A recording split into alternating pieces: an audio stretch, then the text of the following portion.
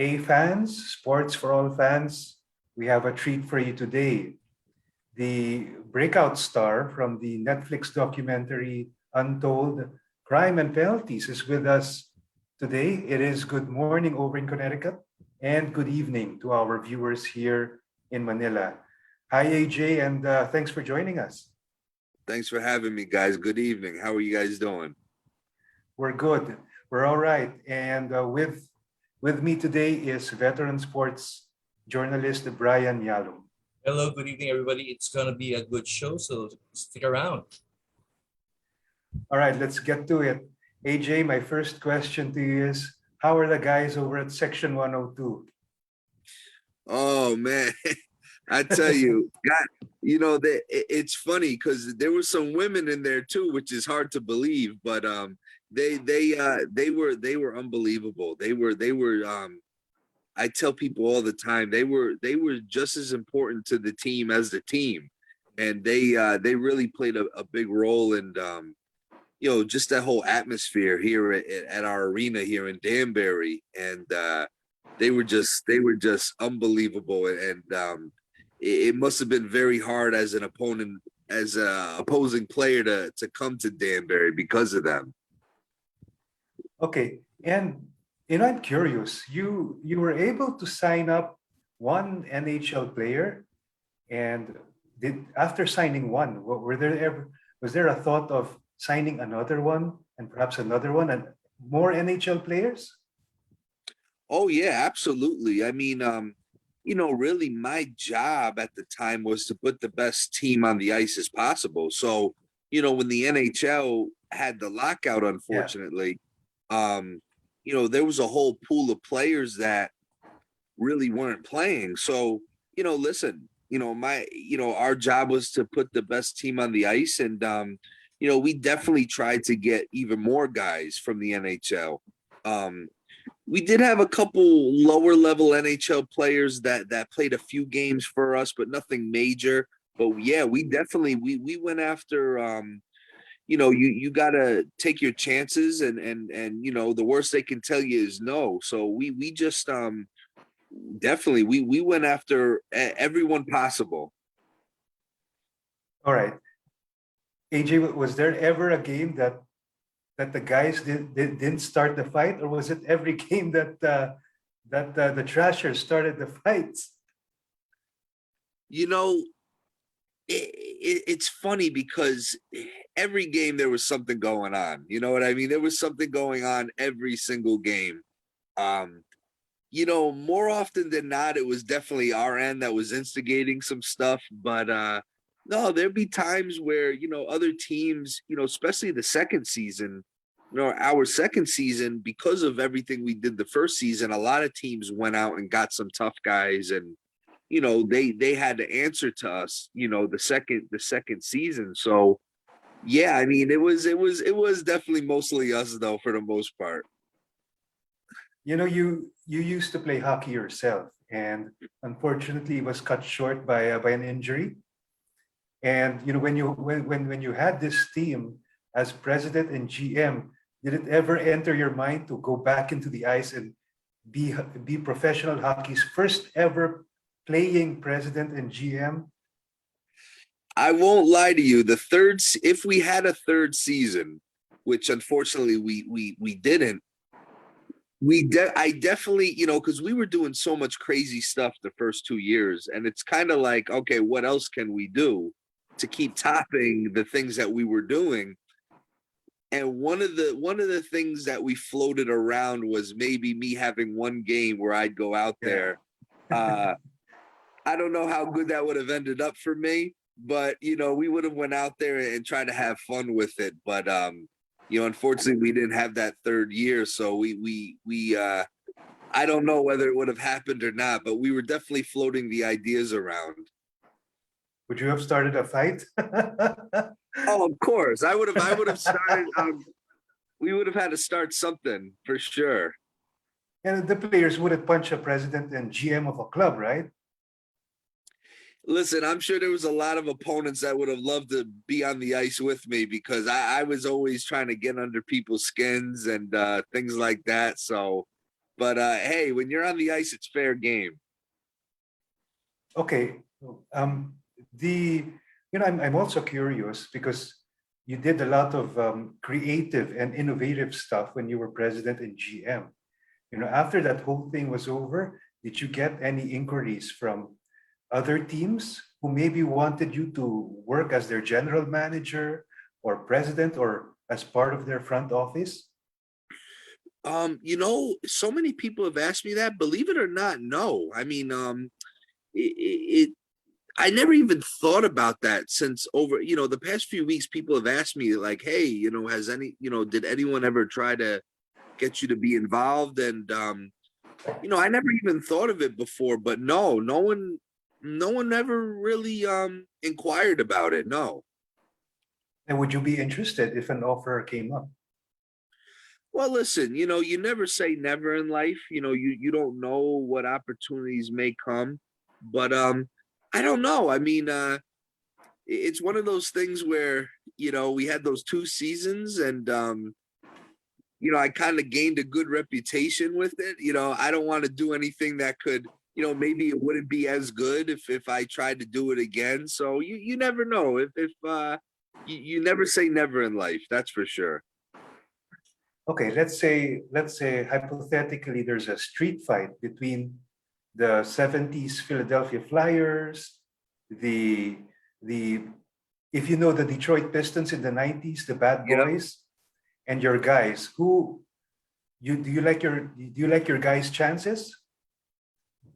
Oh wow, those are 3 tough teams. I tell you what, the Pistons are some big guys though. Those guys are pushing 7 feet, some of them. So that would be tough. But hey, you know what?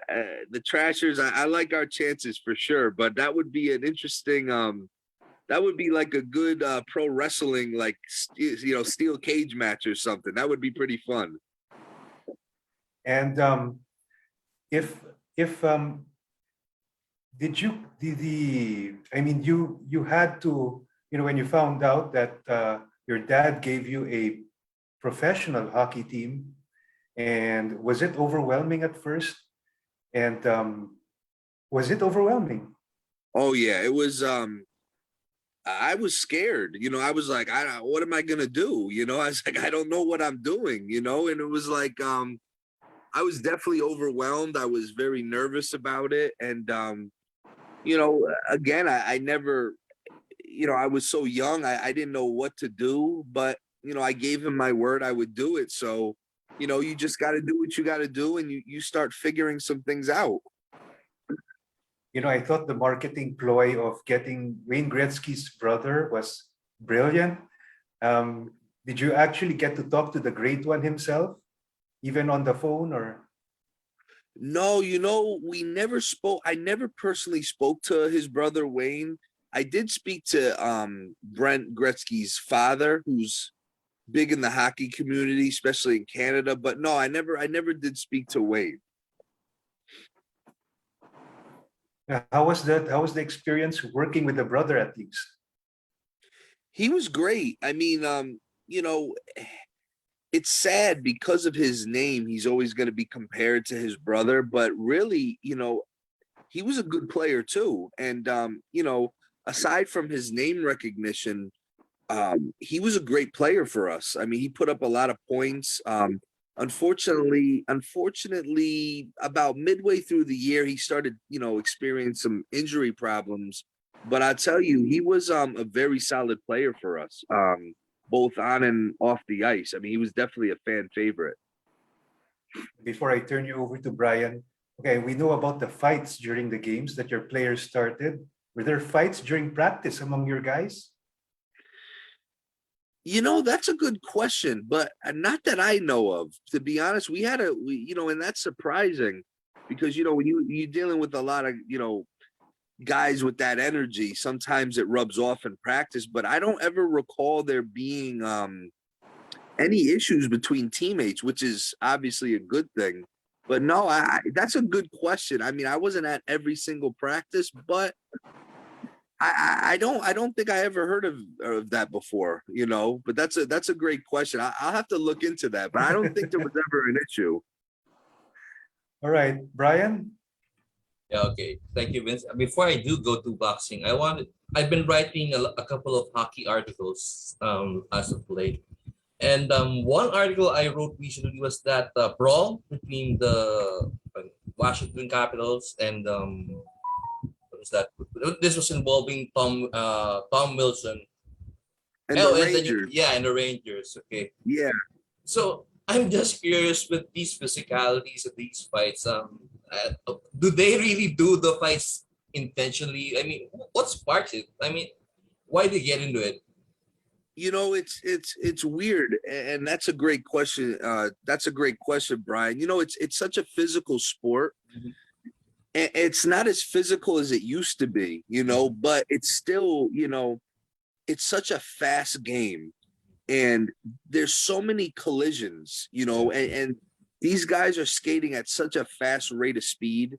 Mhm. It's kind of like on the highway, could you imagine going on the highway, and even if you touch somebody, it'll annoy you, right? Yeah, So yeah. it's like these guys are skating so fast, and even the little minor collisions, it sparks a lot of it sparks a lot of emotion. And Yes. I just think with hockey, it's part of the culture.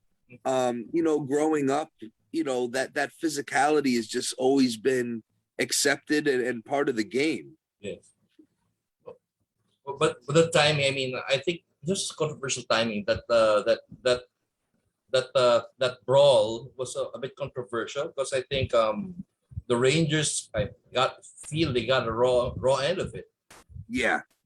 No, absolutely. I mean, it's one of those things is hockey players have a very long memory. So it's one of those things where it's gonna definitely spill over into this season.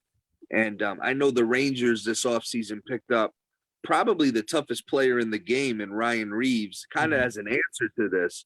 So Mhm. definitely when these teams meet, it's almost like a to be continued story. It's definitely gonna Yeah. spill over. I mean, for sure they're gonna try to get even in the coming season, and that correct me if I'm wrong.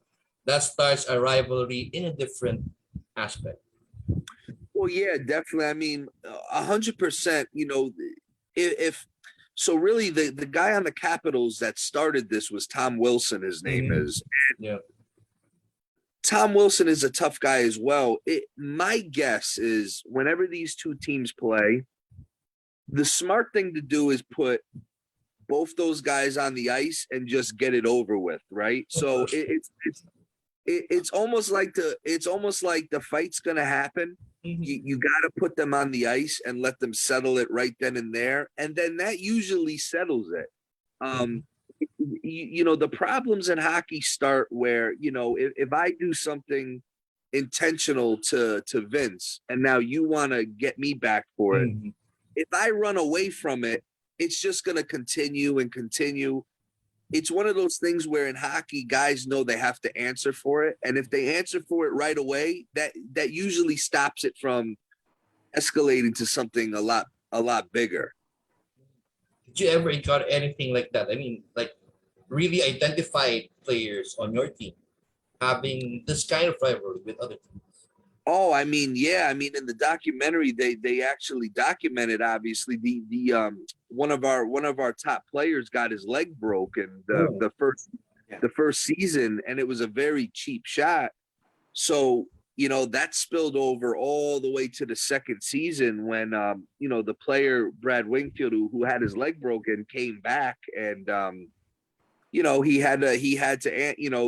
guy that did it to him had to answer for it, and it was a huge brawl. But it's something in that culture that you have to answer to the bell.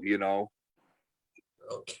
So okay, you've been witness to it. Up to when how long does this carry on, or does it come to an end? Is there an end to it?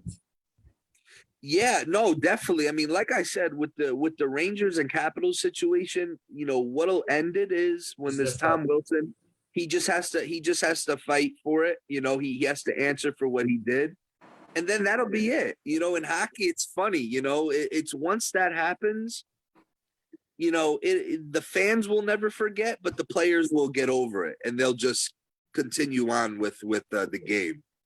All right. I just gotta ask you, with this fascination with physicality and these fights, have you ever considered? Well, are you a follower of the mixed martial arts scene? Well, yeah, I mean, I'm in. It's so funny. I got into professional boxing about 10 Mhm. years ago, and I've been involved with boxing now, geez, over Mhm. 10 years. So, Mhm. um, I'm not really too much into mixed martial arts, but I have a boxing gym. I see a lot of like mixed martial arts. They come in to work on their boxing, and but yeah, I predominantly work with boxers, even some kickboxers, but yeah, I mean, it's I got into boxing almost kind of like a fluke, and I've been with it over a decade now, so it's been fun. Right.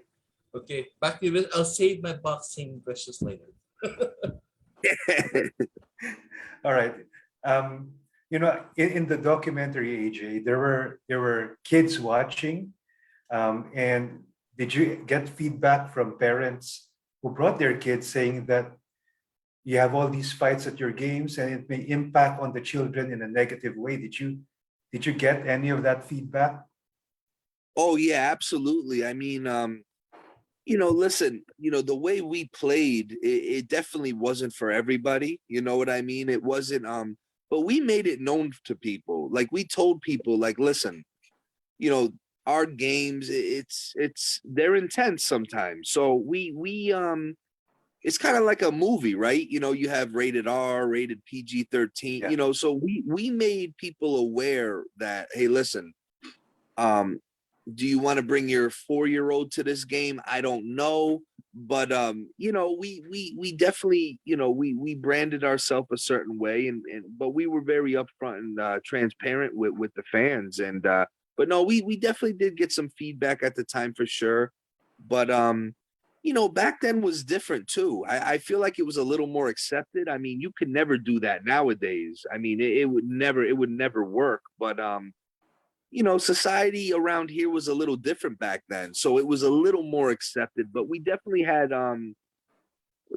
got a bunch of letters from concerned parents, that's for sure. All right. And it's so your message to the parents then was bring your kids at your own risk. Oh yeah, absolutely. I mean, even section 102, we had a situation where if people didn't know, if people tried to buy tickets in section 102, we would say to them, hey, listen, I don't know if you want to sit here, and we kind of, we kind of let people, you gotta be honest with people. So we were very honest with people so they knew what they were getting into. If that injury didn't end your career, you think you would have gotten all the way to the NHL, and which team would you have wanted to play for? Well, my favorite team growing up was the New Jersey Devils, so I would have loved that. But I don't know. I was an okay player. I don't know if I would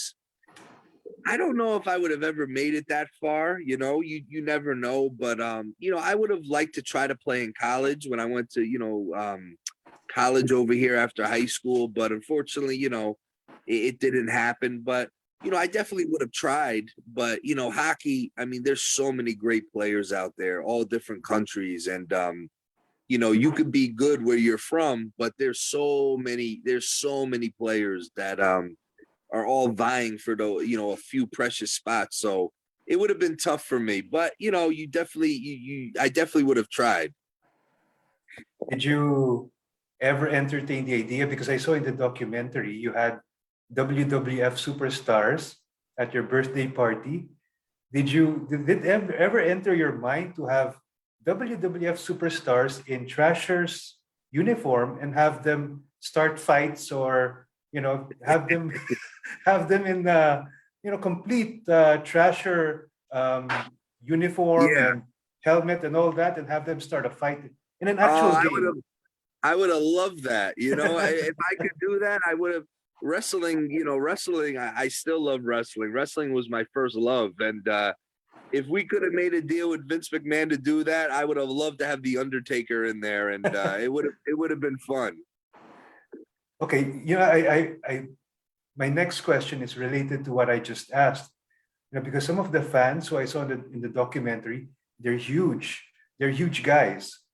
Did Yeah. you ever think of having the fans, lace them up, wear Trashers jersey, have them play, just for the experience, or throw a punch to an opposing player? Any of that enter your mind? Vince, I wish I would have known you back then, because that's an idea I never thought about, and that would have been a great idea. I got to tell you something. I never thought of that before. That would have been I wish I would have had that idea, but no, I never even thought of that, and that would have been something special. Yeah. So I wish I would have known you then. That would have been a great one. Because you never know. Some of these fans may have a hockey background, and hockey guys are Yeah. huge. And Yeah, no, there's a bunch of them definitely played, not professionally, but they could skate, and I'm thinking of a few off the top of my head that could have done it. So, I don't know. I never thought of that. I wish that would have been a good one. woulda, shoulda, coulda, huh? Yeah. Oh yeah. That's a big one. I regret that now. I wish I would have had that idea. That's a good one. Okay, you're a president and GM at the age of 17 then, and you probably had a bit of a crash course in sports marketing, with marketing your team and the players and all that. Your practices over, when you were running that team, have you brought any of that over to your boxing promotion, to your boxing business? It's when I first got into boxing, I thought, again, I knew nothing about boxing when I started getting into it. So I thought I would be able to do exactly the same thing as the Trashers, meaning come in, start to try to take over and just do what you want and things like that. But boxing is a whole nother world. And, what I had to learn real quick was, when we had the Trashers, we didn't have relationships with anybody really. We just did our own thing. We weren't looking to be friends with anyone or do business with everyone. We just got our schedule and we knew when we had to play, and we would do what we wanted to do. Our only thing we cared about was winning.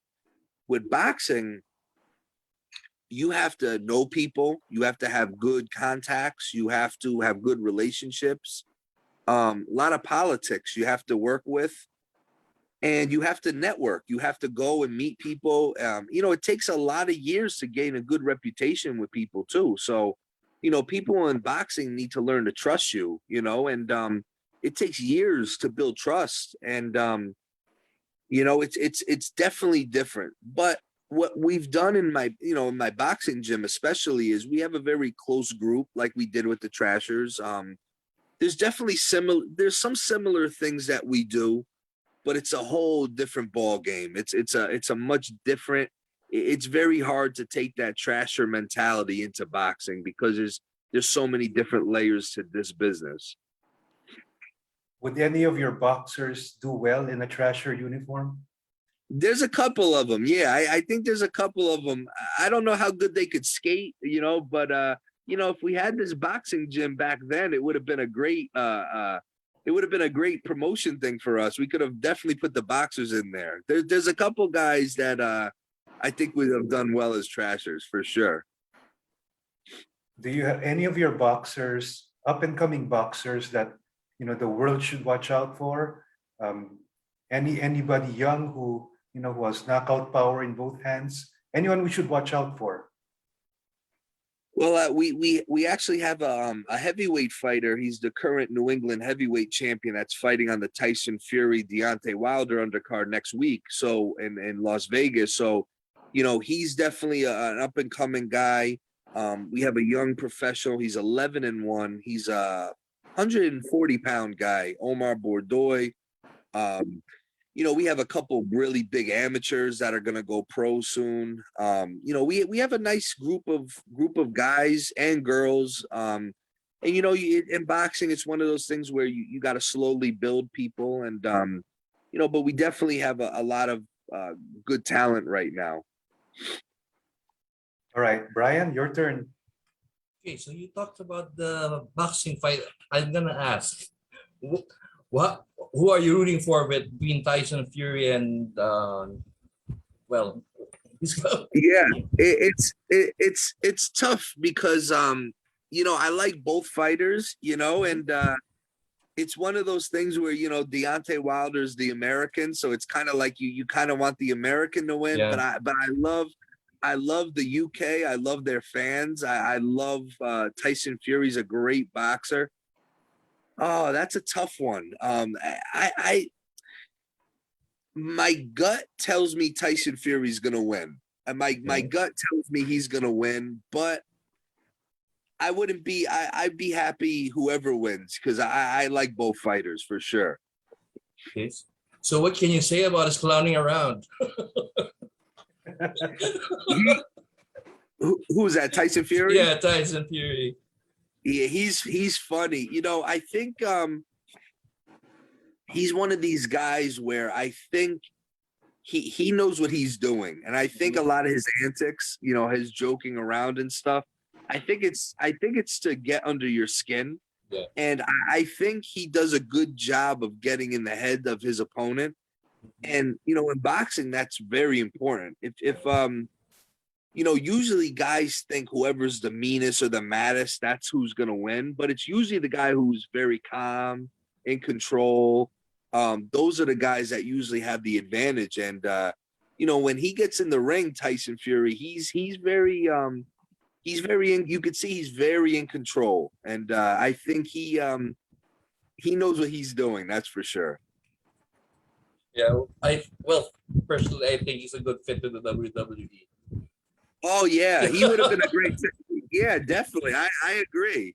I think he can make a lot of money there too, for sure. For sure. Okay. Speaking more of heavyweights, what's your take on what happened to Anthony Joshua? Did you see that coming? Well, yeah, I did see it coming only because Usyk.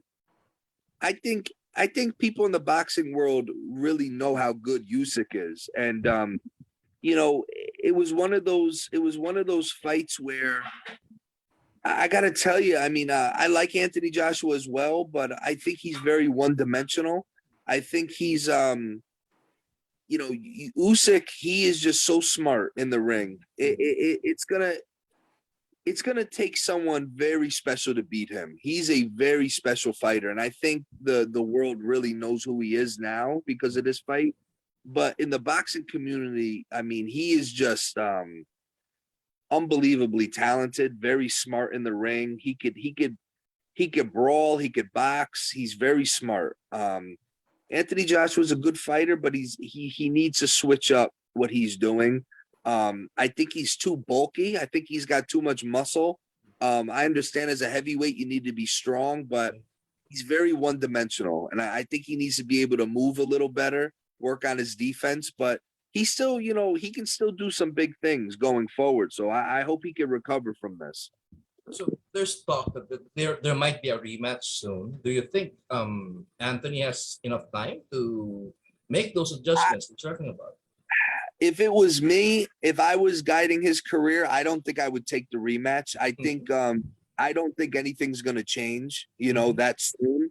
I think what they need to do with him, in my opinion, is really take a step back and look at his training camp and figure how can we adjust what we're doing here, and maybe find another opponent for him. A top level guy that maybe stylistically he can do better against. And these fighters, it really is a mental thing. They have to get their confidence back, and I definitely wouldn't take the rematch right now, for sure. Maybe down the line in the future, but not right now. I think the result will be the same.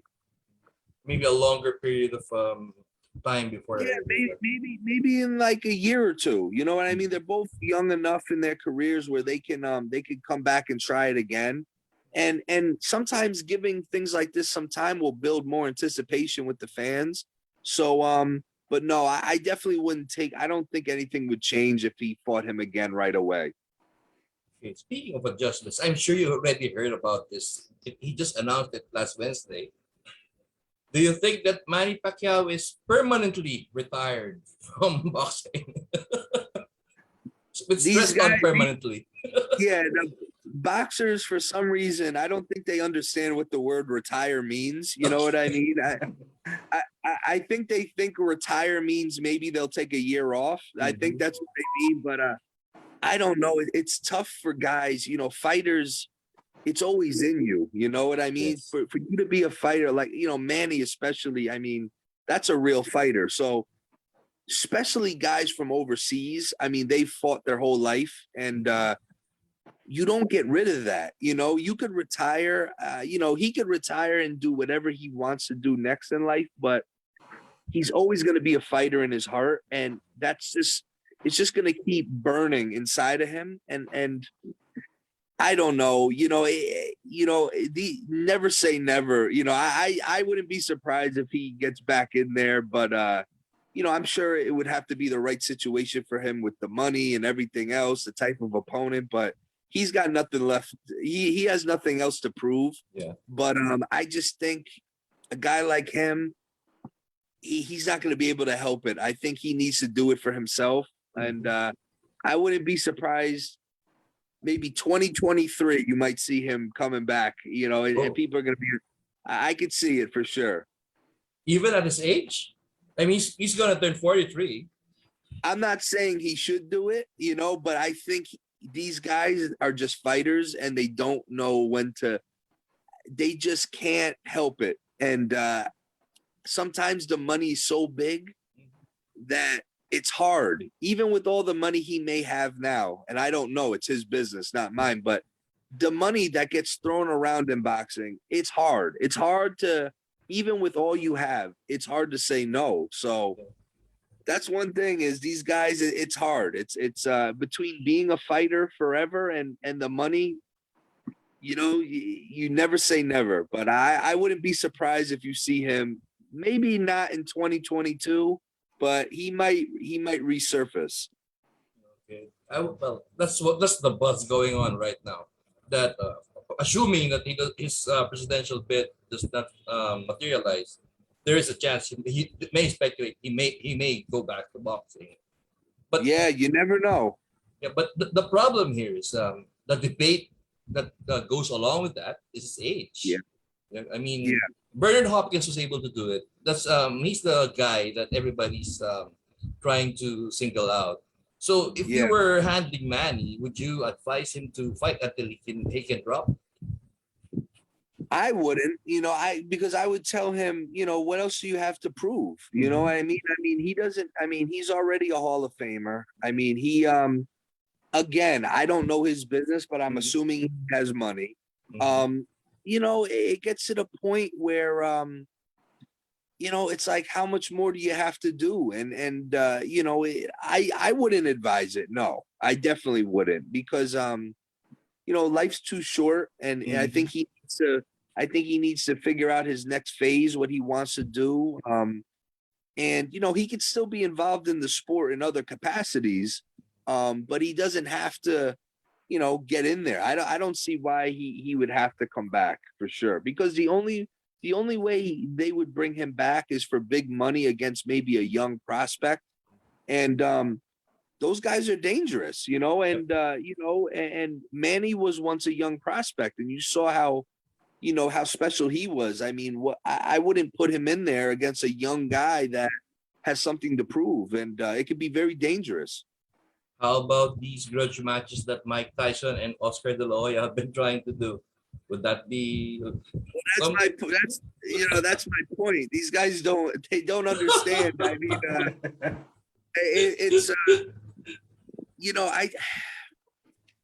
it's it's easy for me to say don't do it or do it, but it's up to them. But I don't understand how they're allowed to do it. I don't know why the commissions are allowing them to do it, because listen, I understand, they're legends. I understand that they're still in okay shape, but something bad's going to happen one day Yeah, with one of that's these true. fights. Yeah. And it's not good for the sport True. because something bad, and I don't want to see it happen, but if you keep testing fate, eventually something is going to happen and it's not going to be pretty. Yeah, that's true. Just one punch, it makes a difference, a big difference. I mean, Evander Holyfield a few weeks ago got Mm. knocked out. I mean, why is he fighting in the ring? I don't know. But it's not good, and it's it's sometimes you wonder who's around these guys to tell them, hey, yeah, you should do it. I mean, I would never advise someone to do that because I get it. You want to do it. You want to feel like you're young again, maybe, or you want to make some money, but for what? At what cost? Sometimes it gets a little crazy. True. All right. Okay, Vince, back to you. AJ, did you see the uh, pre-fight the pre-fight fight between Canelo and Caleb Plant? What are your thoughts on that? I love both of those guys. So this is a hard fight for me because I love both of them. I think they're both great fighters. Um, I like the fact that Caleb Plant isn't scared. A lot of guys that fight Canelo, you can tell they give him too much respect because they just respect him so much and they almost look beaten before they even fight him. Caleb Plant's not going to come to lay down. Um, Ultimately, I think Canelo's going to win this fight, but it's going to be a good one for sure. I think this is going to be one of the biggest tests for Canelo in a long time. But yeah, as far as the pre-fight stuff, again, it's kind of like the hockey. It builds up. It builds up, and sometimes when you're face to face with someone that you're going to fight, and you spend a few months preparing for this. Sometimes emotions spill over, so it's going to be an entertaining fight for sure. I read there are a couple of Danbury professional hockey teams now. Yeah, Would you consider getting the guys back together and challenging these teams to a fight? I mean, a game, not a fight, but a game. well, listen, a lot of the Trashers, they're old guys now, so I think they would. I think hey, listen, They would prefer a I think fight than a game. yeah, probably we'd have to go for a fight, but no, I mean, listen, the guys here in Danbury now, they're great people. The owner's a great guy. They always they've always paid respects to us, kind of paving the way for the Yeah. Danbury hockey, and they got a nice team. I got to tell you, I went to a game right before COVID happened 2 years ago almost. We went to a game and it was fun. We had a good time there, and they got a nice team. They got a good organization, but the Trasher guys, they're old now, so I don't know on the ice. It might be a little tough for them because they're it's not like boxers that keep coming back. These guys, when they retire, they retire. When you watched a couple of their games, did it bring back memories? Did it become nostalgic for you? Oh, absolutely. I mean, just being in the arena, you can, I could look at parts of the ice and relive things that might have happened, or, sometimes a big goal, sometimes, absolutely. Anytime, I mean, I'm not in there a lot, but anytime I end up in the ice arena there, it definitely brings back a lot of memories for sure. And if you have kids, AJ, would you allow them to get into hockey or boxing?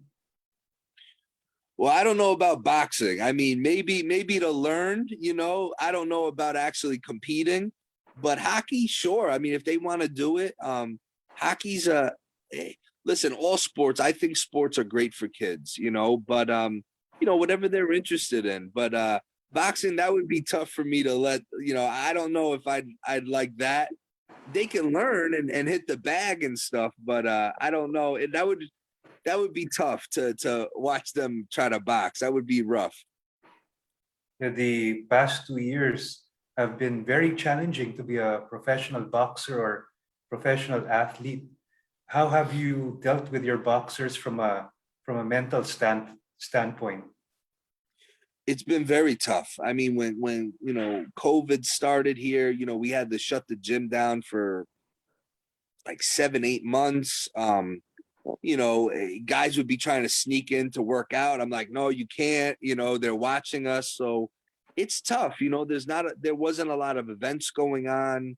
Um, Boxing in general is very hard to keep a guy motivated because it's such a demanding sport, and there's no set schedule. So sometimes you'll have a fight lined up and then you won't, and then the next one might not come for 6 months. So it's tough. And then with this COVID stuff, it's definitely been a struggle, but slowly but surely things are getting a little better now, thank God. And hopefully things can start rolling again.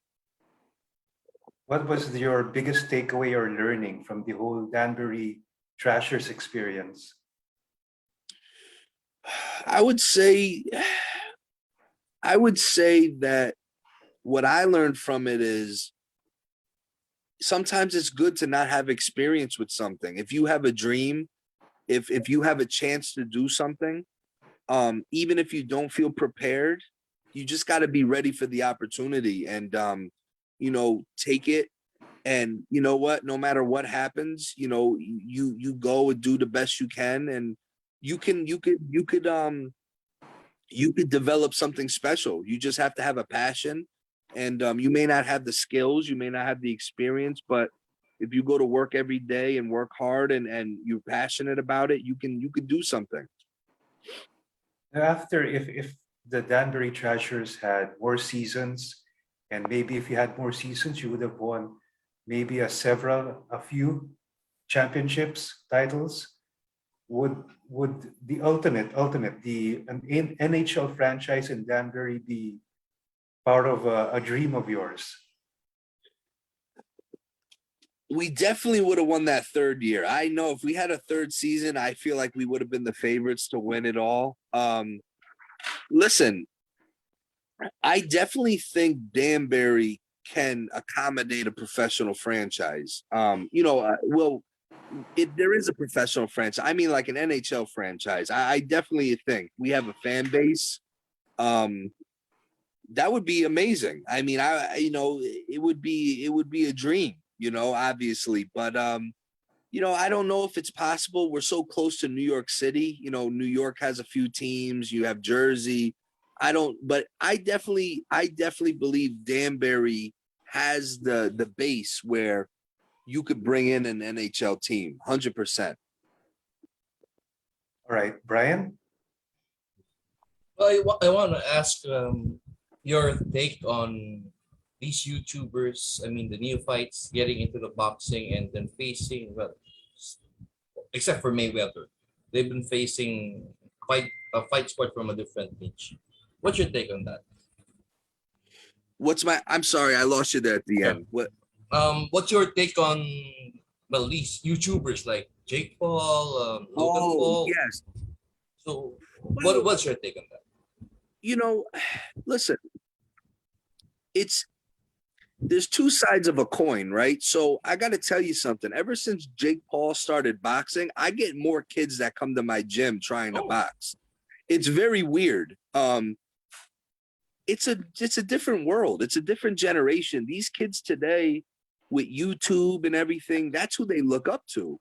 mhm. Um, it's crazy to me because it doesn't make sense to me, but you know what? Boxing is a business first and then a sport. Yeah. If you could listen, if your partner Vince decided to go pro and he could bring 1 million views with him, he'll get on a show next week. You know what I mean?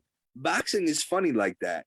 Really, it's a business first. And guys like Jake Paul, whether people like it or not, they bring a lot of money, they bring a lot of viewership, Mhm. and that's what boxing's about. And it's not fair for like guys like that I deal with in my gym Mhm. that have to scrape and crawl to make a few dollars, but life isn't fair sometimes. Mhm. And you know what? Unfortunately, that's just the way boxing is constructed. And boxing, unfortunately, lets anybody in. I mean, tomorrow I couldn't wake up, right? I can't wake up tomorrow and decide I want to play in the NBA. Mhm. I can't.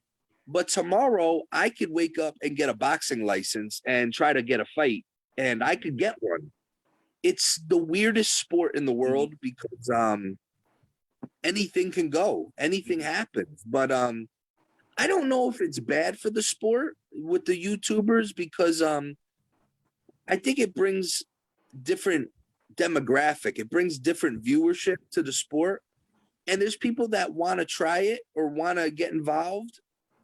From a business point, I don't think it's bad, but also I do understand why it's tough for boxers that have been doing it their whole life and are struggling. I can understand why that's upsetting.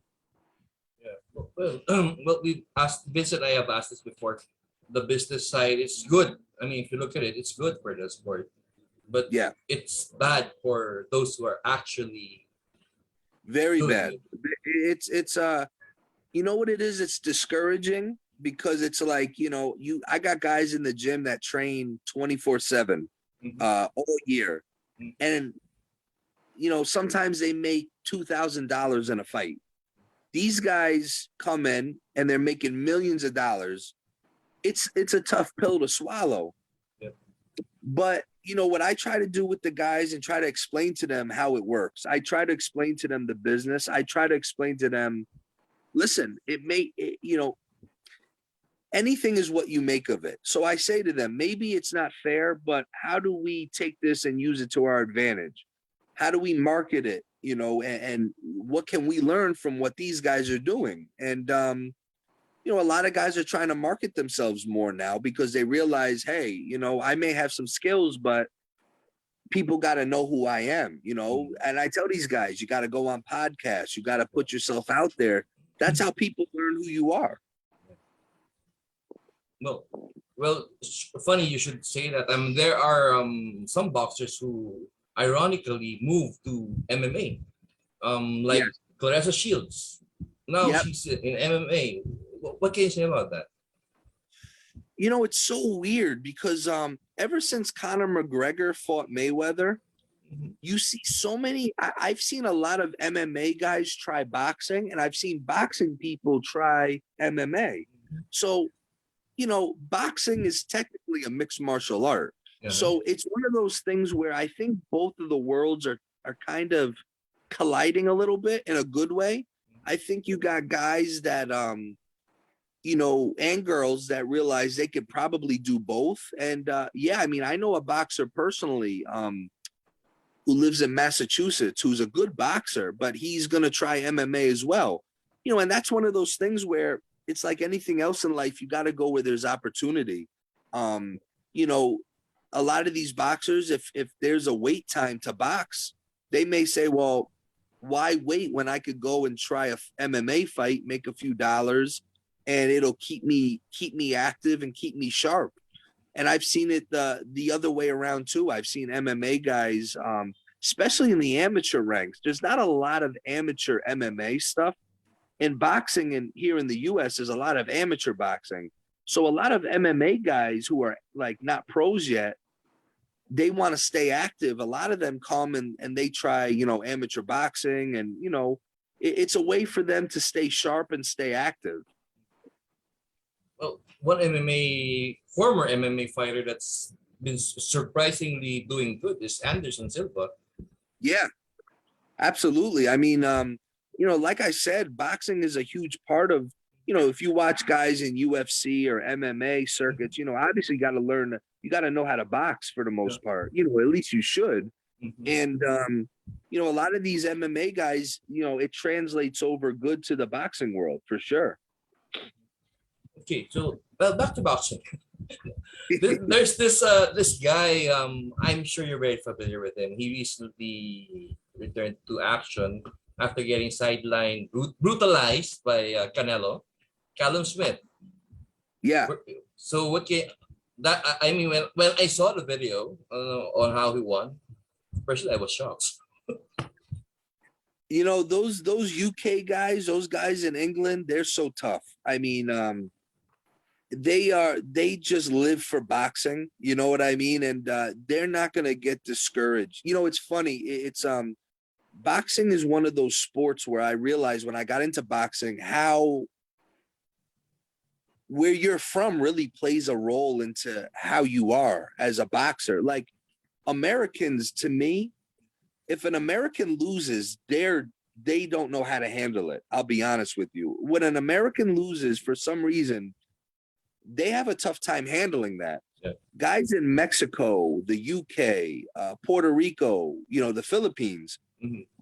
you know, that doesn't discourage them. And you know, especially guys in the UK. I mean, I've seen guys come over to America, they have success. Sometimes they don't, but it doesn't stop them. And I think it's just part of the culture. I mean, over there in the UK, I mean, you know, there's parts of the UK where boxing is everything, and it's they're just tough guys. And so I'm not surprised, you know, guys like him that come back and have success.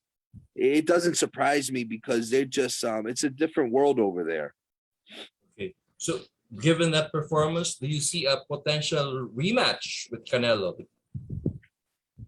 No, I don't think so because I don't think Canelo, you know, I think Canelo is, you know, I don't know what he would gain from it. You know what I mean? I know for Caleb, I'm sure he would want Yeah. a chance to redeem himself. Mhm. But the way the business of boxing is, you know, a guy like Canelo's going to say why, you know, so I don't see it. But you, like I said, in boxing, you just never know. Maybe it depends on his next fights. I mean, if he Yeah, capture the absolutely, attention. absolutely. Yeah. Okay. So how about Triple G and Canelo? Do you want to see another fight like that? You know, I like, you know, again, I don't think Canelo's going to be that interested. I think Canelo wants to see how many belts and weight classes he can win. I think, I think the Triple G thing is done for him. Mhm. You know, I think it means more to Triple G than it means to Yeah. Canelo. Canelo is in a spot in boxing everyone wishes they could be in. He can decide what he wants to do. And you know, he paid his dues. You know, he came up, he had to take tough fights early on, and now he's kind of in the situation Mayweather was in at the end of his career. He could kind of call his own shots. He can decide where he wants to fight, when he wants to fight, and you know, I don't know. I mean, listen, anything's possible. If the money's right, I think guys would consider it, but I don't know if the money for that fight again would be as big as it was, you know, when they first started with each other. True, true. That's true. All right. Vince, back to you. Vince? I think Vince, are you there? Okay, he's not there. Oh, he left us? Okay. No, he's hanging. Anyway. Okay, so Canelo, so you think Canelo is now the next big thing? I mean, compared to the other fights right now, he's the one lording over in that rank. Yeah, I think Canelo right now is the face of boxing. You know, he's just, you know, right now it's he kind of can call the shots. He kind of you know, and he's you know, what I like about Canelo is that he stays active. Like he fights 3, 4 times a year. Um, you know, I think that goes back to what we're saying, where guys are from. You know, Mexican fighters are usually guys that fight a lot and they stay active. You know, Mayweather used to fight once a year, right? Yeah. So Canelo, you know, he gives fans what they want, and he's fun to watch. You know, I know over here in America, people are more excited because he's starting to speak English now. Mm-hmm. So when he does interviews now, you know, people, you know, hear him in English. So Canelo's a very smart man. He's got a good team around him. And I think he's just going to continue to, you know, eventually he's going to get older and eventually he's going to run into a young guy that, you know, like he used to be. But I don't see that anytime soon. Okay, let's go to a different division. It's back to Manny Pacquiao. For now, he's retired. Who do you think would be the top name in that division right now? Oh God, you know, They got in America, they got Earl Spence. Mhm. He's a very good fighter, very, very strong fighter. You know, the 135-pound division, which I know Manny fought out at one point. I mean, that's a hot division right now. I mean, there's like, I know in America alone, there's like 5 or 6 top guys that you know, are all going to be on a collision course with each other at some point, and it's going to make for some fun fights. And you know, that weight class is always fun to watch because they're, you know, guys, they throw a lot of punches, they're fast, so that's always a fun division to watch. Yeah, there are a lot of names to look out for there. And how about Ugas? I mean, how big is this win over? Well, right now he has that distinction of being the last fighter for now that Yeah. fought Manny Pacquiao. I mean, what does this do to his career, to his popularity? Yeah, I mean, it definitely, listen, anytime you fight Manny Pacquiao, your stock goes up. Mhm. Because I mean, when you fight a guy like that, whether you win or lose, to have that on your resume is incredible. And Ugas, you know, he did well. Obviously, he had a good night, and I think it's only going to help him going forward. You know, and he'll have a lot of say now too. You know, because you know, when you beat a guy like that, now you can kind of dictate, hey, you know, I need a little more money for this next fight. You know what I mean? So that's how boxing is. It's supply and demand like any other business. And right now, you know, he holds a lot of cards and he can you know, it's a very good situation for him. So you're AJ, you're the kind of guy that I see who wants to see fights that really engage, right? Okay. One of the fighters that most people don't understand is Floyd Mayweather. So, who opts for the defensive thing and that's what's your take on that? Well, listen, I think Floyd Mayweather, you know, I think he has extreme skill. Very great. Listen, no matter how people feel about him, he's one of the best boxers ever. Is he my type of boxer? No, I don't enjoy his style, maybe, but it worked for him. I think where Mayweather is smart, and I tell people this, is he developed almost a professional wrestling character to himself. Mhm. And what happened is people wanted to see him lose so bad that people would pay $80 to watch him fight and run around the ring Mhm. and maybe throw 10 punches, but you'll still pay because Yeah. you want to see the guy lose. So I give him a lot of credit because I don't think he gets a lot of credit for his marketing. Mhm. And I think he is very smart. The way he went about his career, don't get me wrong, very skilled fighter. I mean, you know, great defense, fast. Did I personally watch him fight? No, I didn't really enjoy watching him fight, but I enjoyed everything that went around it with him. You know, he had a lot of storylines, Mhm. very wrestling like to me. And, you know, people paid, they wanted to watch him either win or lose, but people still paid. So he's very smart. The way he went about his business is very smart.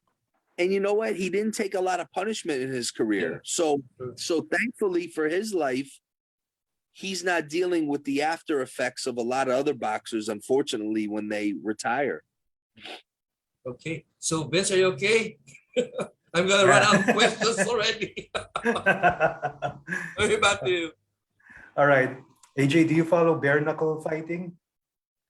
You know, not really, but when I was at a fight recently, a boxing event up in New Hampshire, there was a guy that I know who's a heavyweight boxer. He's got like only 3 fights that said he was going to try the bare knuckle fighting. I think somewhere in Florida or something. But no, I never personally have seen it. You know, it looks crazy, but you know, people, you know, when it comes to fighting, people, especially in this country, they love conflict. So any type of fighting, it seems to sell over here. Yeah, I think a couple of your players would do well in bare knuckle. Oh, well, yeah, definitely. I mean, you know, like I said, if all this boxing stuff was going on back with the Trashers, these guys could have made some good money all different ways. Would you recommend it to your boxers to try it? No, I mean, I'm to be honest with you, when it comes to boxing, well, I shouldn't say no. At the end of the day, it's their decision. I try to be realistic with them. Um, Fighting in general is a very tough sport. Um, Unfortunately, in this sport, you see a lot of desperate people trying to do it, and that's tough for me to watch because you don't know what the repercussions are going to be later on in life. You know what I mean? But listen, it's one of those situations where you really have to know the situation. Um, you obviously don't want to put your guy or girl in a position where they're overmatched and could get seriously hurt. Obviously that could happen regardless, but you just got to be smart. And you know what? Like I said, I hate to say it, but money plays a factor. I mean, if it's a type of fight that can change your life or put you in a better position where maybe you don't have to fight anymore, then maybe you can discuss it with them. But the some of the pay for some of that stuff, you wonder what it's really worth sometimes. Okay, we have a few minutes left, AJ. Last question before we wind up. If the Trashers, if you had to do it all over again, aside from the WWF and getting the fans to start fights on the ice, what else would you redo? Um, that's a great question. Honestly, I don't think there's anything I do different. I got to be honest with you. I mean, like I said, back in those days, I mean, look, if it was 2021, things would have to be a lot different. But back then, I don't think I would have changed anything. I don't think I would have changed anything. There might have been a player or two that I wish we would have gotten. But other than that, I don't think I would have changed anything, to be honest with you. Sorry, one more question. AJ, if you had the team and you were a little bit older, would the style be different? Would it be more physical rather than fights? That's another great question. I mean, had I been a little older, it probably would have been similar, but would have been that crazy? I don't know. And Vince, it's one of those things where it depends. There's so many variables. Like I said, hockey in 2004 and 2005 was a lot different than now. It was a much more physical sport. So, but had I been 5, 6, 7 years older, it might have been a little different, but I think it still would have been pretty crazy. Probably not as crazy though. All right. On that note, AJ, thanks. Thank you so much for your time. We know you're very busy, and good luck. Good luck with the boxers, and we hope there are hockey opportunities that open up for you, whether management type or front office. Well, I appreciate it, Vince. And like I said, everything in life is so random. Sometimes, you just don't know what's coming. So, you're always open to any opportunity. Any final words to our viewers, AJ? No, thank you guys. And, thank you for the support. If you haven't watched the documentary, definitely check it out. And, hopefully maybe we could visit out there sometime. All right. Thanks for your time, AJ, and stay safe. Thank you. You guys too. Thank you guys. Thanks for the opportunity.